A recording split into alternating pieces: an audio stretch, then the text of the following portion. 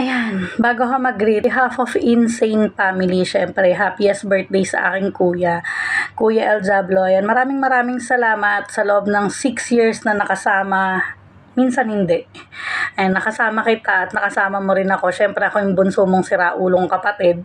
Pero kahit na siraulo ko, siraulong yamto, eh hindi ka naman yan iniwan, alam mo naman yan. Syempre, wish ko lang naman sa'yo is, sana, ayan, loading ako. Huwag kang magulo, kuya. Kasi iniisip ko yung video ni Josa, kita na naman yung dede, nakikita ko rin naman yung dede. Ayan, pero, syempre nga, dumako na tayo dun. Ayan, happiest birthday sa'yo, enjoy your day always, and take care always, mag-iingat ka palagi kung saan ka man, and malapit na kayo magkita ni Patid na. So, sa pagkikita nyo niyan ha, may binigay ako kay Patid Atina na isang box ng condom. Siyempre, gagamitin mo yon hindi sa daliri ha, kundi dun sa baba. Dahil joke lang. Siyempre, kumayo kayong dalawa ni Patid Atina, gumawa at bumuo kayo ng isang maganda at masayang pamilya.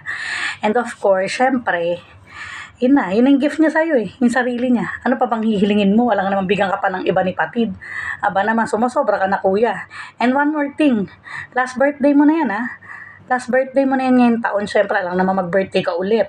Umulit ka. Ang isang tao, nagbo-birthday lang sa loob ng isang taon na isang beses lang. Kaya wag mo nang uulitin yan, next year na ulit. So, ayun. On behalf of Insane again, and shoutout tayo sa lahat ng family, syempre El Diablo Clan, Gangster King of Bad, PBH family, Camp Overdosed, and ano pa ba, baka may nakalimutan ako. Syempre, ang pamilya kong Insane Sinto de Familia, headed by Asyong. Syempre, ayan.